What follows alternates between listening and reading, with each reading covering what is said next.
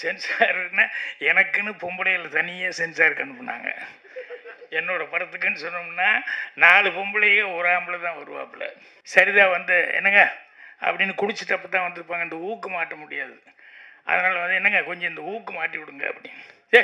அவன் ஆஃபீஸுக்கு போன நேரத்தில் அதை காண இதை காண தேடிக்கு இப்போ வந்து இதை மாட்ட அதை மாட்டேங்கிற. அடடா கழட்டுறதுனா மட்டும் ராத்திரியில் எவ்வளோ வேகமாக கழட்டுறீங்க. இதை அந்த பொம்பளையை பிடிச்சிக்கிட்டாங்க. இல்லை அது சரியா இல்லை, என்ன சரியா இல்லைன்னு. டபுள் மீனிங், இது டபுள் மீனிங் எல்லாம் டைரக்ட் மீனிங் ஒரே மீனிங் தான்.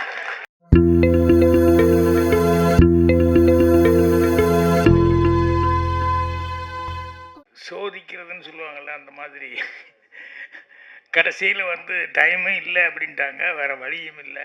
அதனால் ஏற்கனவே நான் சொன்ன விஷயந்தான். அதாவது எந்த பூவோட வாசமும் வந்து காற்று எந்த திசையில் வீசுதோ அந்த திசையில் தான் பயணிக்கும் எந்த பூவோட வாசனமும். ஆனால் ஒரு பூவோட வாசம் மட்டும் காற்றுக்கு எதிர் திசையிலையும் கூட வாசம் வீசும். அது என்னன்னா ஒரு மனிதனுடைய நட்பண்பு அப்படிங்கிறது தான். இது ரவி மரியா அவர்களுக்கு பொருந்தும்.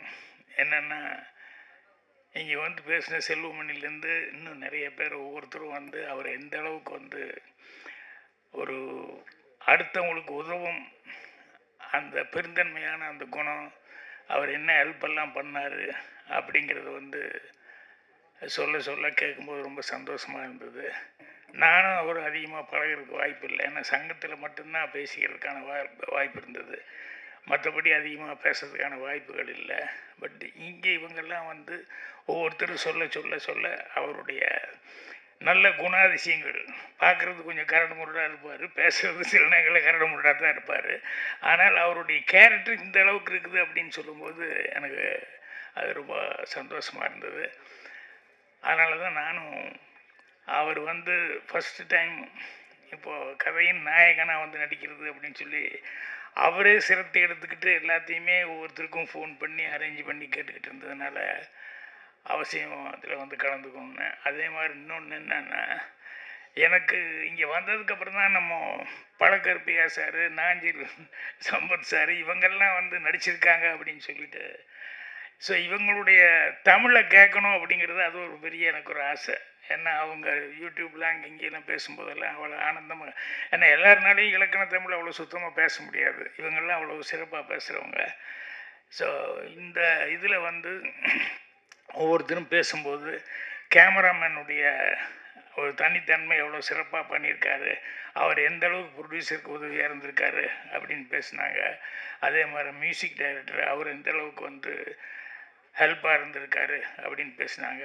ஸோ கண்டிப்பாக எல்லா நடிகர்களுக்கும் எனக்கு வந்து என்னுடைய வாழ்த்துக்களை தெரிவிச்சுக்கிறேன். மெயினாக வந்து இது எல்லாம் பேசும்போது சென்சாரை பற்றிலாம் பேசிகிட்டு இருந்தாங்க.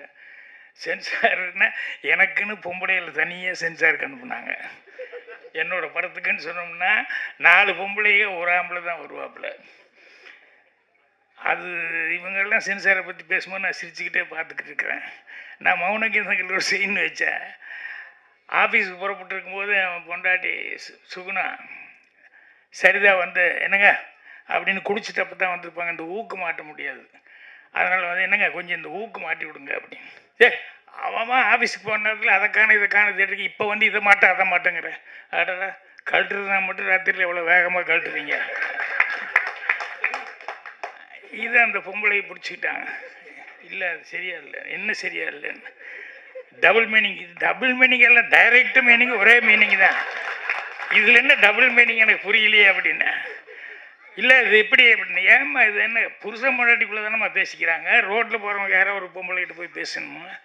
புருஷன் பொண்டாட்டிக்குள்ளே அந்தரங்கமாக அவங்க 2 பேரும் மட்டும் பெட்ரூமில் இருக்கும்போது பேசிக்கிறாங்க. இதில் என்ன தப்பு? நீ எதாவது கொடுக்குறதுனா யூஏ ஏதாவது ஒன்று கொடு, ஆனால் இது பண்ணக்கூடாதுன்னு மட்டும் சொல்லக்கூடாது. அது எப்படி நீங்கள் வந்து அது சொல்லலாம் அப்படின்னு.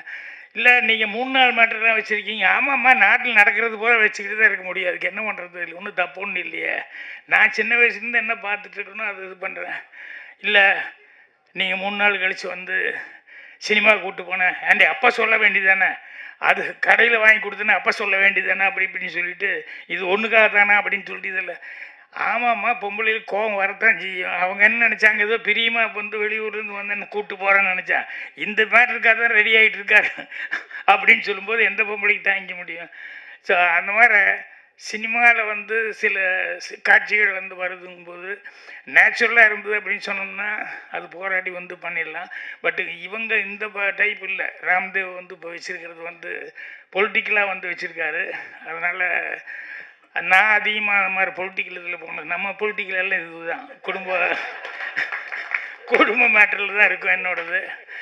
ஸோ அதனால சென்சாருக்காக ஒண்ணும் யோசனை பண்ணணுங்கிறதெல்லாம் இல்ல. எப்படி இருந்தாலும் அந்த போராட்டம் வரத்தான் செய்யும். அதில எப்படியும் போராடி ஜெயிச்சு தான் ஆகணும். வேற வழி இல்ல. அவர் பேசும்போது நமக்கு ஒரு டெம்ப்டேஷன் வர அளவுக்கு ஒவ்வொருத்தர பத்தியும் சொன்னாரு ராம்தேவ். இவரை பற்றி அவரை பற்றி அவரை பற்றி அவரை பற்றி எப்படியெல்லாம் கூப்பிட்டோம், எப்படியெல்லாம் நடிக்க வச்சோம் அப்படி இப்படின்னு சொல்லிட்டு இதில் அவருடைய டேலண்ட்டு தான் தெரியுது. எப்படியெல்லாம் ஒவ்வொருத்தரையும் ஐஎஸ் பண்ணி அவர் வந்து நடிக்க வச்சுருப்பாருன்னு. இதில் 2 பேர்த்துக்கு ரொம்ப நன்றி சொல்ல வேண்டியது. ஒன்று வந்து தயாரிப்பாளர் சரவணன் அவர்களுக்கு.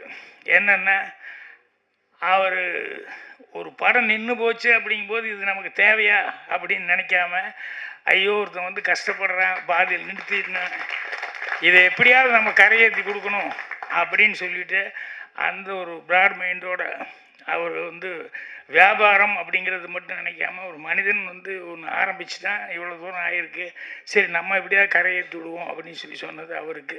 அப்புறம் இதுக்கு விநாயகர் சொல்லி போட்டது நம்ம ஆள் யார், ரங்கநாதன்.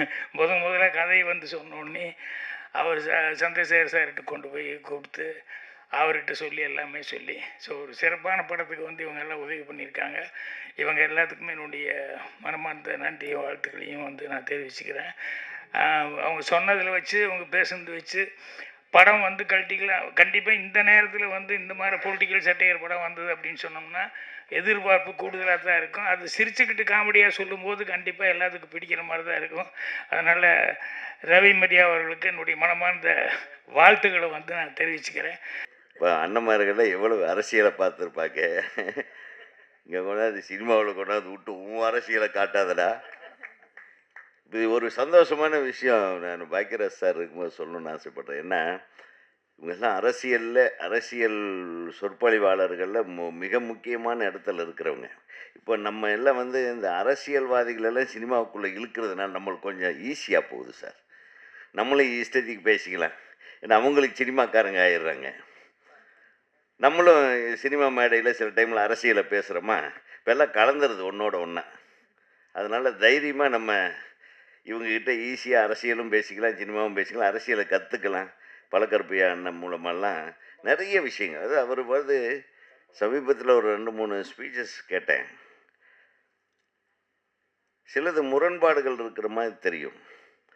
ஆனால் கூட்டி கழித்து பார்த்தா அதுவும் உண்மை இருக்கும், இதுலேயும் உண்மை இருக்குது, இன்றைக்கி பேசுகிறதுலையும் உண்மை இருக்கும். ஹேட்ஸ் ஆஃப் அண்ணே.